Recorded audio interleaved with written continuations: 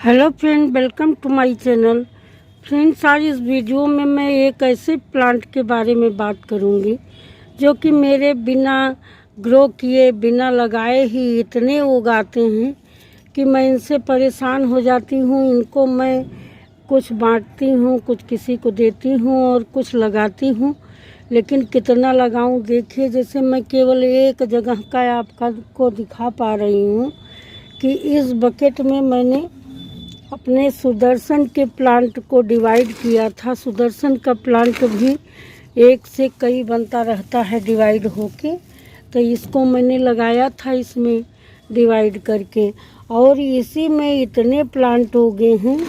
इसी तरह मेरे कई प्लांटर में दो चार करके उगे हैं, लेकिन इसमें कुछ ज़्यादा उगे हैं। ये है कॉक्सकॉम्ब का प्लांट, जिसे हिंदी में मुर्गा कलंगी भी कहते हैं, कोई मखमली फूल वाला पौधा बोलता है। अब जो आपके यहाँ आपकी लोकल लैंग्वेज में बोला जाता हो मुझे नहीं मालूम, लेकिन हम लोग तो मोस्टली मुर्गा कलंगी या कॉक्सकॉम्ब ही बोलते हैं।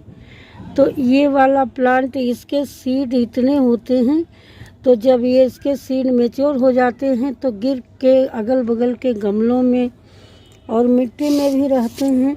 तो जब इनका सीजन आता है तो इस प्रकार से अपने आप उग आते हैं।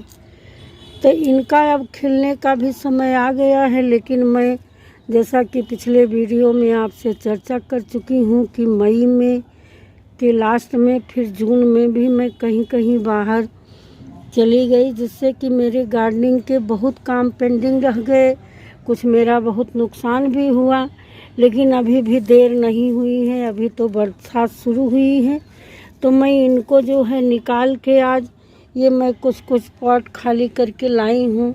ये मेरे बॉटल के वेस्टेज हैं फ्रेंड। इनको मैंने कलर मैं नहीं कर पाई हूँ, इस पर आप मत ध्यान दीजिएगा, लेकिन हाँ प्लांटर हैं, इसमें मिट्टी है, खाद मिली हुई। तो इसमें मैं इनको आज जितने प्लांटर मेरे पास हैं 7 प्लांटर, 7 पौधे मैं लगाऊंगी, और एक मैं लगा भी चुकी हूँ। उसके बाद जो बचेगा तो मैं किसी को तो दे दूंगी, और जो और कहीं हैं उन्हें भी दे दूंगी। तो फ्रेंड, आज मैं इन्हीं को लगाने जा रही हूँ। अब मैं इनको निकालती हूँ और फिर अपने सब प्लांटर में लगाऊंगी। देखिए फ्रेंड, फाइनली मैंने इन पौधों को निकाल लिया है।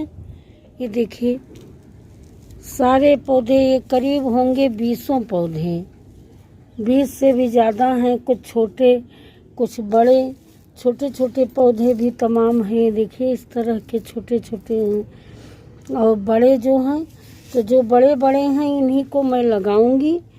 और इनको बड़ी सावधानी से मुझे निकालना पड़ा, क्योंकि ये देखिए इसी में मेरा ये नाग चंपा की भी कटिंग लगी थी। इसको मैं सोच रही थी कि सूख गया है, लेकिन देखिए कितना बढ़िया इसमें ग्रोथ हुई है। और साथ साथ ये मेरा सुदर्शन का प्लांट, अब इसको मैं जो खाद पानी दूंगी तो इस पर असर करेगा। जब ये पौधे उग आए तो मैं लालच में कुछ उनको उखाड़ के फेंक भी नहीं पाई, तो इसलिए जो है ये सुदर्शन का प्लांट भी केयरलेस ही पड़ा रहा। लेकिन एक अच्छा काम हुआ जो कि मेरी नाग चंपा की कटिंग इसमें अच्छी ग्रो हुई है। देखिए इसकी ग्रोथ। अब मैं इन प्लांट्स को अपने इन प्लांटर में उनकी हाइट के अनुसार लगाऊंगी। जो बड़े मोटे पौधे हैं उनको बड़े प्लांटर में लगाऊंगी, और जो थोड़ा छोटे हैं, वीक हैं, उनको मैं छोटे छोटे गमलों में लगाऊंगी। फ्लावरिंग सब में होती है, लेकिन बस फ़र्क इतना होता है कि जब आप जो है बड़े प्लांटर में प्लांट बहुत बड़ा और घना हो जाता है, उसमें ज़्यादा फ्लावरिंग होती है। छोटे में प्लांट उतना बड़ा नहीं होता है, तो उसी हिसाब से उसमें फ्लावरिंग होती है। लेकिन अब मेरे प्लांट खुद के ही हैं, तो मैं लगाऊंगी ज़रूर, चाहे उसमें कम फ्लावरिंग हो चाहे ज़्यादा। देखिए फ्रेंड, फाइनली मैंने ये 7 प्लांटर में 7 प्लांट लगा दिए हैं। जिस हिसाब से छोटे बड़े प्लांट थे उसी तरह का प्लांटर भी मैंने यूज किया और 7 प्लांट लगा दिए और एक मैं पहले ही लगा चुकी हूँ, अभी मैं आपको दिखाऊंगी। और उसके बाद भी मेरे ये देखिए इतने ढेर सारे 10-12 प्लांट 12-15 प्लांट बच गए हैं। तो इनको मैं किसी पॉट में पानी भर के उसमें रख दूंगी और मेरी भतीजी थोड़ा गार्डनिंग की शौकीन है तो उसको मैं कुछ दूध दे दूंगी और अपने आस पड़ोस में पूछूंगी, किसी को ज़रूरत होगी तो मैं इसे उन्हीं को दे दूंगी। अब इतने प्लांट मैं कहाँ से लगाऊं, मैंने सबको लगा दिया है।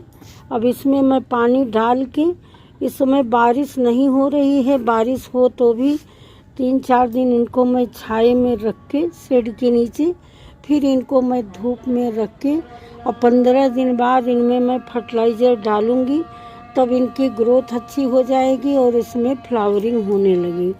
ठीक है दोस्तों, धन्यवाद। Happy gardening, take care.